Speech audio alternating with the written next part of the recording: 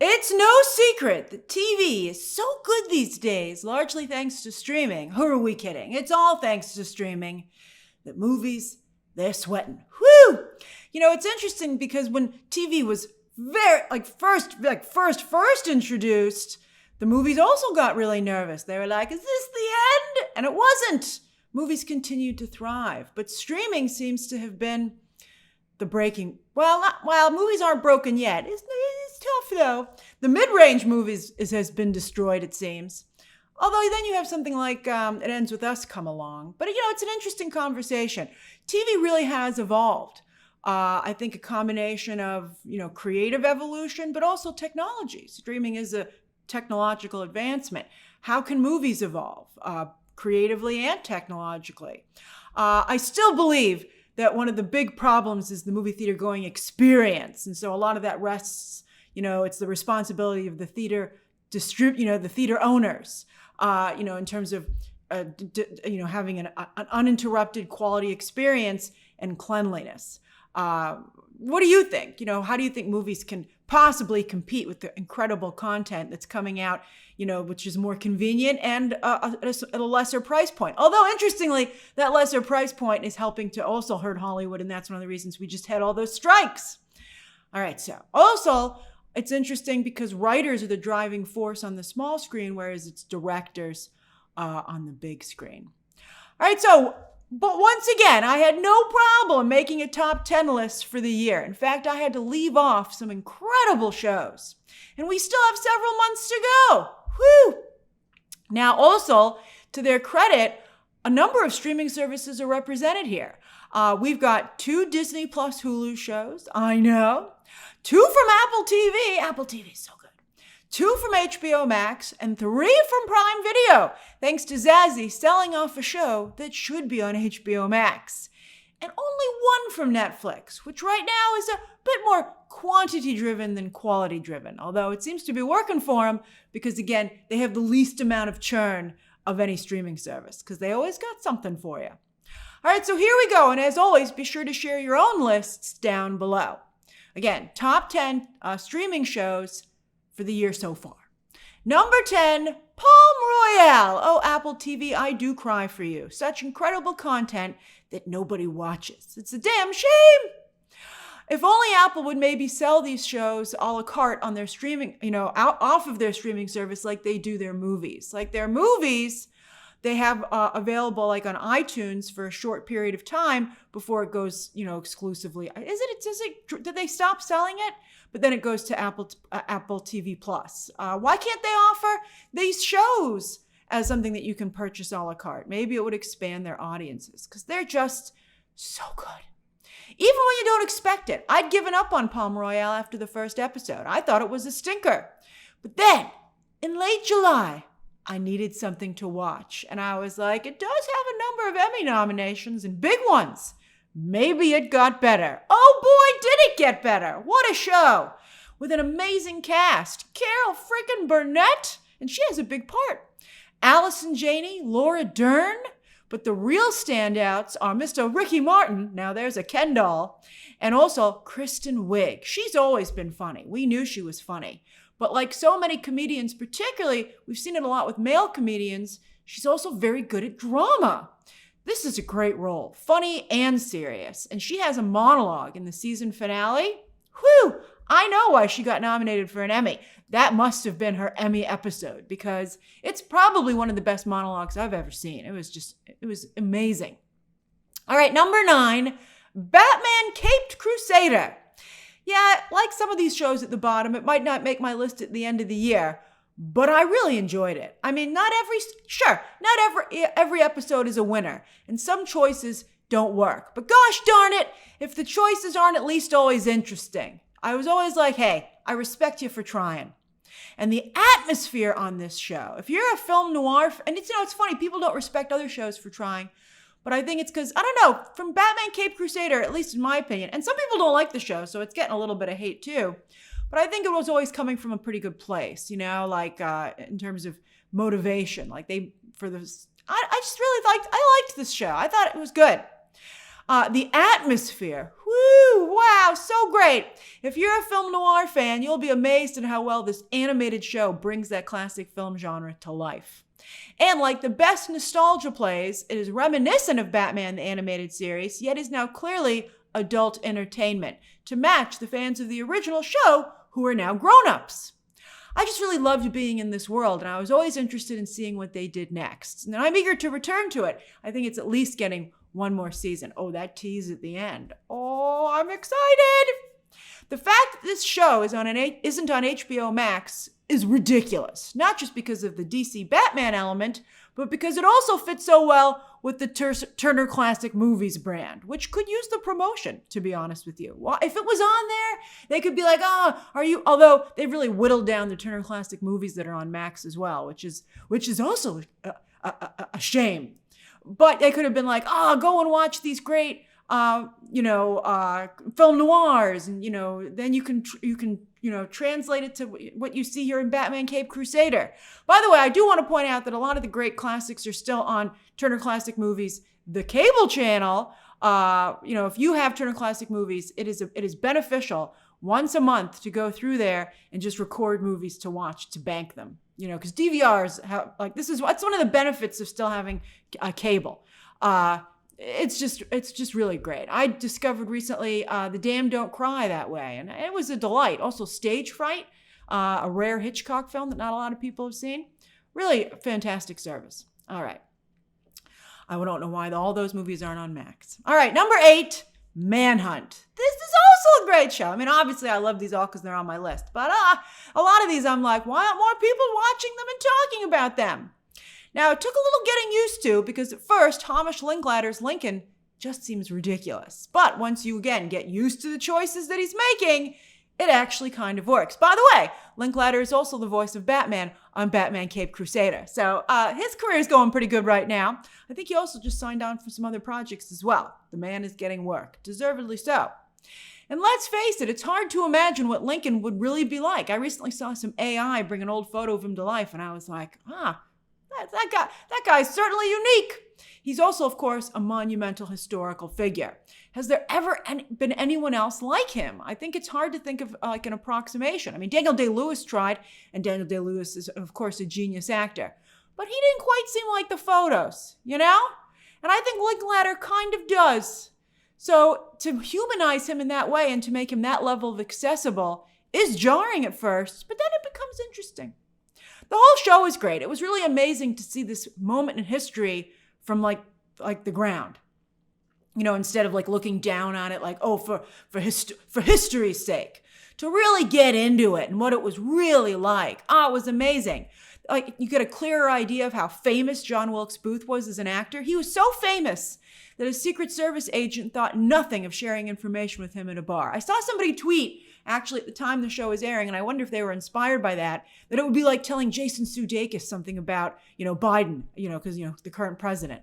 And you wouldn't think anything of it because it was Jason Sudeikis. What's he going to do? Well, you see with John Wilkes Booth, it's just a crazy story, a crazy true story.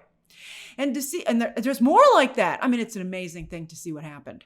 And to see, I don't want to give it away because I want you to go watch the show. And to see the powder keg that this country was at that time, which had resulted in Lincoln's assassination, well, you know what?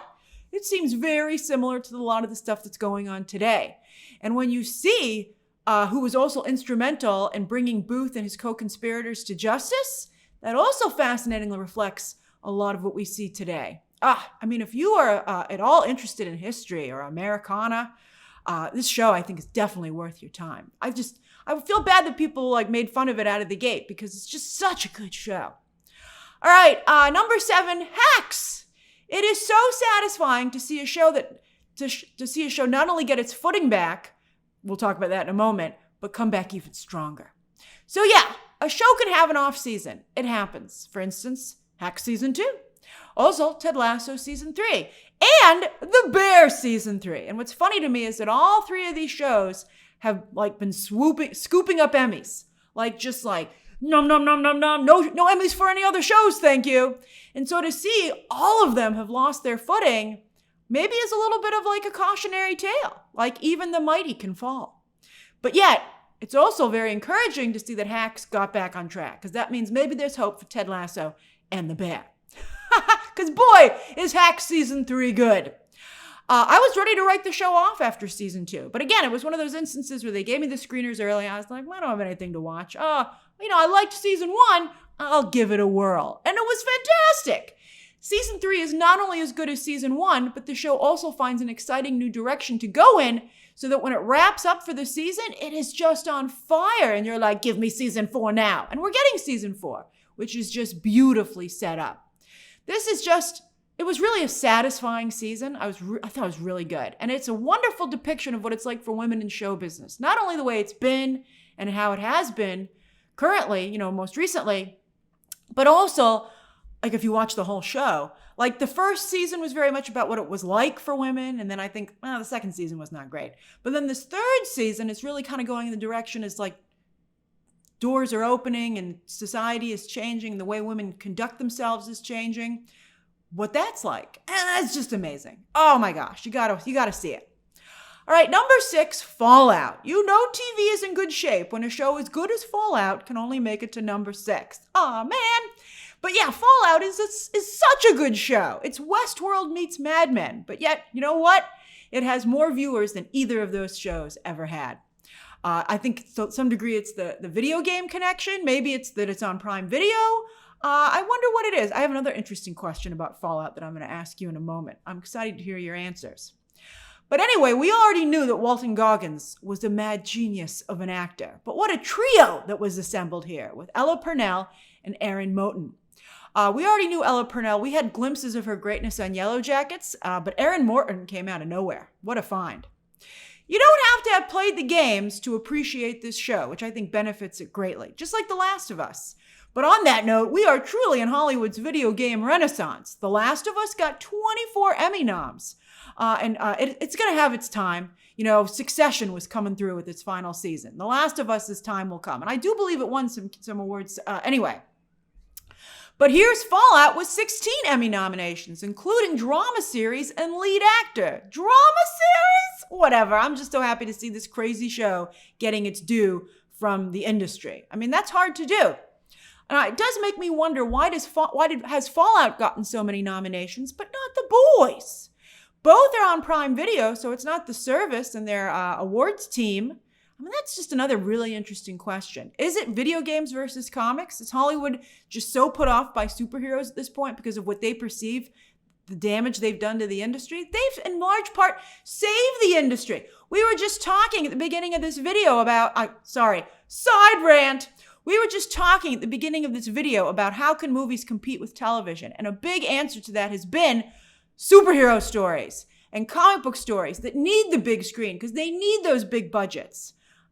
And for there to be any disdain about, it's a little out of control of superhero stories, but the audience feels that way too. And you're starting to see a little bit of a transition, or a readjustment, I guess, let's say. Because of that, it's happening. The market's taking care of itself. But I think The Boys should have I'm very happy for Fallout's level of recognition. It is deserved. But man, I wish The Boys was getting the same. Number 5, House of the Dragon. Yeah.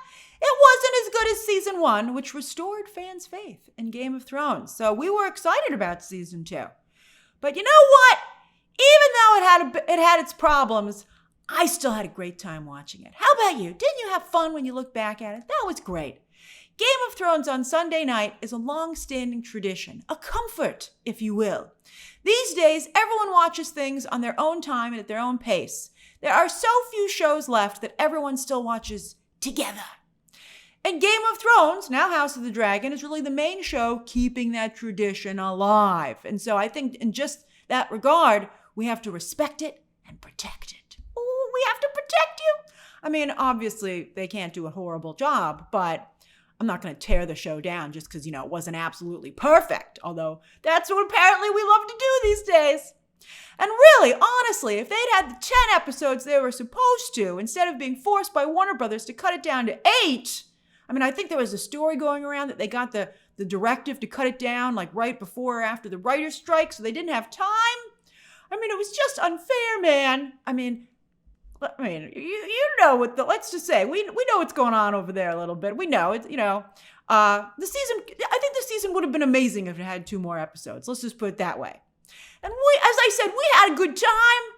Just remember the times, right? All hating on Sir Kristen Cole together. Oh, it was so fun. Making fun of the haunting of Harrenhal. Oh, the gifts, the memes. Jace as Derek Zoolander. What a gift. Thrilled at the battle at Rook's Rest, because we were like, this is closer to what we want. Raina and Allison's crazy secret meetings. Oh, that was such a hoot. And then seeing civilians become dragon riders was epic. And sure, the season finale might have been just one long trailer for season 3, but it was a really good trailer. And gives you some idea of what those other 2 episodes might have been if they had been allowed to have them. Number 4, Ripley. That's right, Ripley. Higher than all the other shows I just mentioned. If you don't understand why I'm putting Ripley so high, that probably means because you haven't watched it. Because it's incredible. And I have been very disappointed that more people have haven't noticed this show. But it's not on you, it's on Netflix. Because they did little to nothing to advertise it. Pretty much nothing, actually. Which was weird, because they sent it out to press so early. I thought they were really going to get behind it. And then they were like, you do it. And I'm like, I'm trying, man. I'm trying. And also, this is interesting, most people, it turns out, don't like classic film, which maybe is one of the reasons the Turner Classic Movies isn't getting a lot of love from Zazie. And maybe that's one of the reasons some people didn't like Batman Cape Crusader. How can you not love classic film?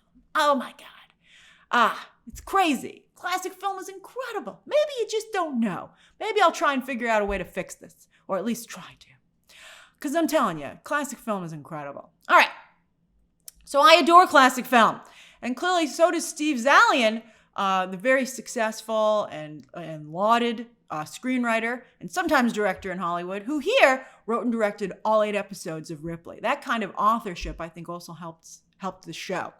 And it's basically an 8-hour Alfred Hitchcock movie. And the closest and I love Hitchcock, the closest I've ever seen anyone else get to Hitchcock's, not only his mastery of the thriller, but also glamour. Oh, what a cool movie. So beautiful. How'd you like to go on an Italian road trip? Yes, please. Really, also some of the best cinematography I've ever seen. Like, so many of the shots, if not every shot, could be a framed photograph. Also, the brilliant contrast of the haves and have-nots and how it all can seem so unfair, and often is. I mean, that's just really incredible. I mean, really, it's a very smart, artistic show. It's beautiful. It's really a work of art, like so many of the work of arts that it highlights. I've been an Andrew Scott fan for a while now, and I would like this to become his signature role. Oh, man.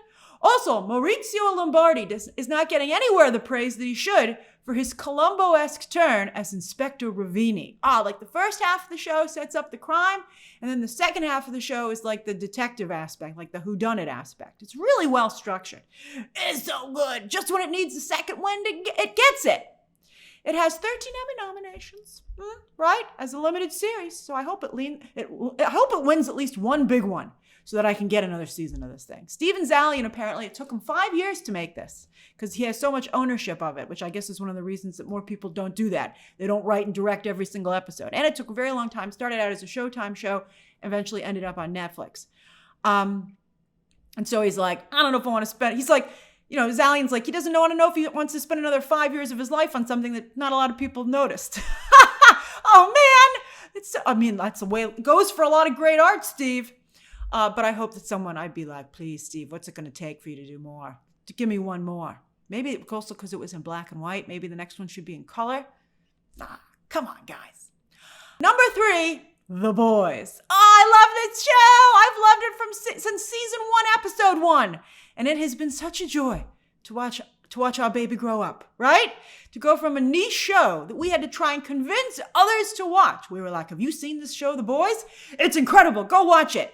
To now it's this big hit, right? That's building its own universe, its own cinematic universe, and actually rivaling Marvel and DC. But despite that huge success, The Boys has managed to still stay true to itself rather than turning into the very thing that it's lampooning. And I think what helps is that The Boys isn't just critiquing superhero content, but also America. Perhaps that's why so many members of Butcher's team are not American, which I can't believe only occurred to me when I was writing the notes for this list. That's brilliant. And the show is brilliant. And it also has a really talented cast. Without a doubt, Anthony Starr's Homelander is a force of nature, able to launch a ton of gifts each season. So expressive. Truly, nobody else could play Homelander like Starr. It was just the role he was born to play. And it's so interesting to hear that he almost didn't want to. He tells the story about how he didn't even want to audition for it. Thank goodness that he did. Although I think that disdain probably helped him with his audition. And it's weird to me, so weird, that the role has not made him a bigger star in the business. He's become quite a big star with fans, but why isn't he a bigger star in the business? Is the role of Superman still cursed, even when you're doing an alternate take on the character? I would say that the overlooking of Anthony Starr is as offensive as people not appreciating Matthew Rhys from The Americans and Perry Mason. How are these two dudes not bigger stars? It's ridiculous. Maybe they should do a team up. That would be zany. That would be zany, and I would 1,000% watch it.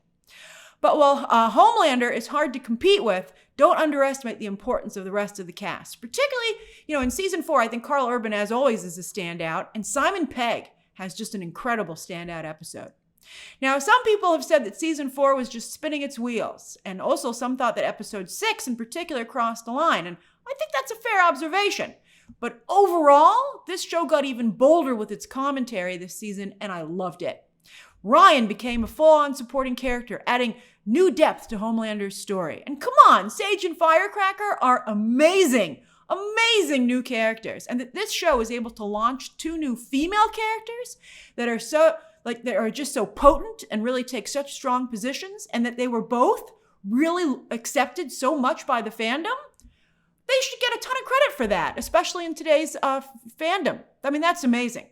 And the final episode, well, Starlight it was just horrible the way Erin Moriarty was treated this season, again by that same fandom. She really got an amazing tour de force, situation in the finale, which I think brought a lot of people around. I think that was really great. I was really happy about that.